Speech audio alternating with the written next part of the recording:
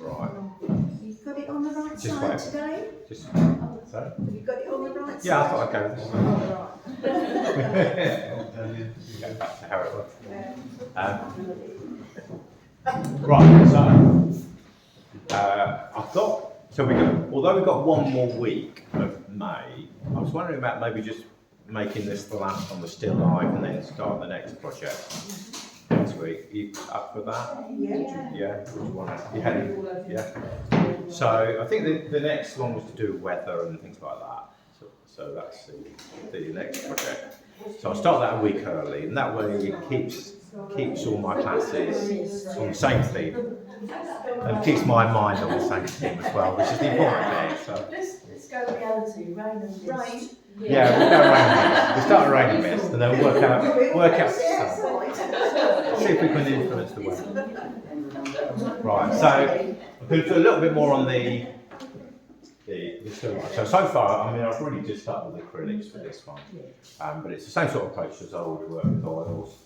I was going to just do the shiny object, but I thought, well, it's not too different from what I did last week with the transparent object. So I'll do a little bit of that. I thought I've got the teddy bear because there's a little bit of texture. Sometimes you might be working with something that's textured. So I thought that was the thinking around it. So sticking with the acrylics.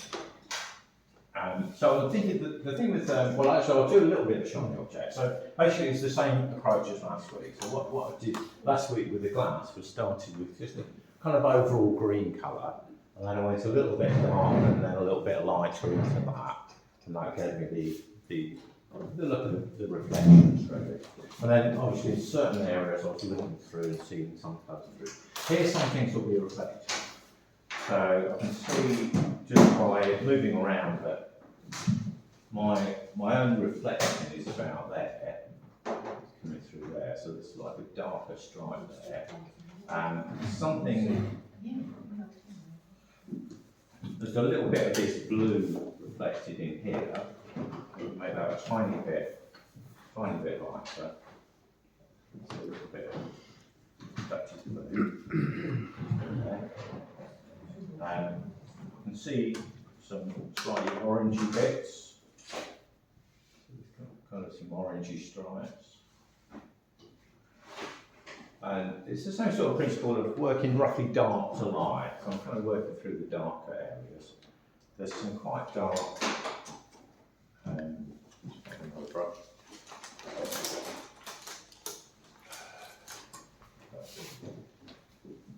Yeah, some quite dark, sort of shadowy bits just in here. Just work some of those in there. We've got quite dark lines. And they're really working in the lighter areas. I'll keep this small, same brush, it's just a small bristle brush. Let's go lighter still.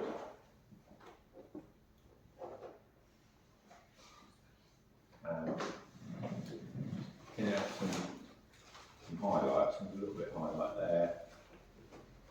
And there's some highlight down here on the rim. I've got some shape a little bit there. And a bit more there. A little bit there.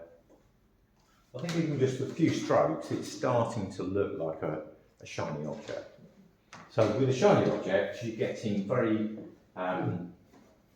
strong contrast between the lights and darks in what appears a slightly random way, really. So basically, you've just got to observe what's there.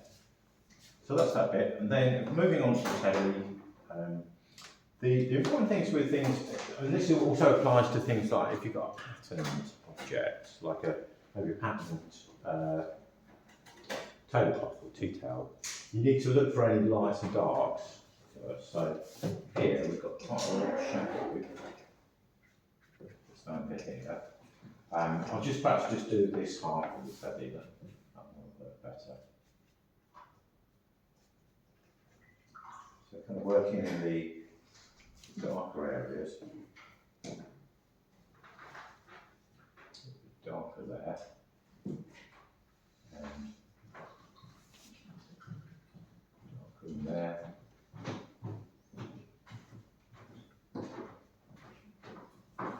And then working slightly lighter. A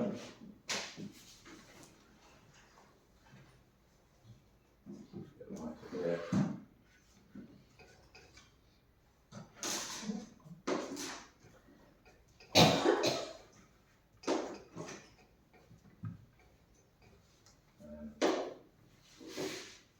A bit lighter here.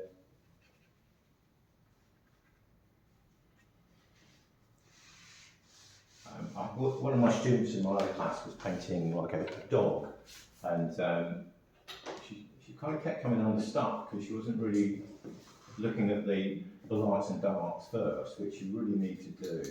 Just kind of half close your eyes, almost like ignore the textures and just try and see where you've got light and dark. A bit of light there. And then it's tone is quite light.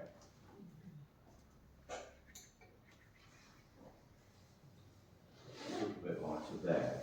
And then once you've got to that stage, you can then start to try and give an impression of texture. So perhaps use some slightly smaller brushes. These fan brushes are really intended, although people do sort of funny little stippling things and strokey things with them, they're really intended as a blending brush. The idea is to put a couple of colours together, just soften edges out, so you can sort of soften edges like that, which is quite nice. So it's really pushing the paint around, manipulating the paint once it's on there, rather than actually painting with it. That's one idea. And then another idea is just to try and look for some. So we've got some kind of strands coming out here. Some. This is a bit too light.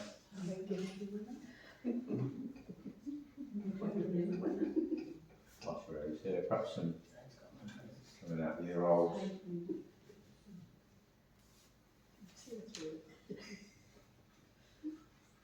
Just kind of working into the different areas and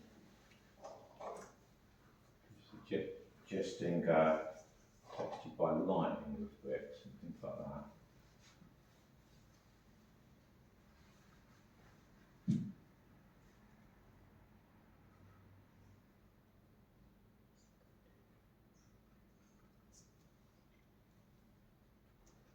We should have popped its eye in first. Don't know if you can see that from where you are, but they're just basically just trying to suggest the texture once you've got some lights and darks on there. You can always let that layer dry, and that's your underpainting, and then put some texture over the top. That's another way of working. That okay? That's your reviews? Yep. Okay, right.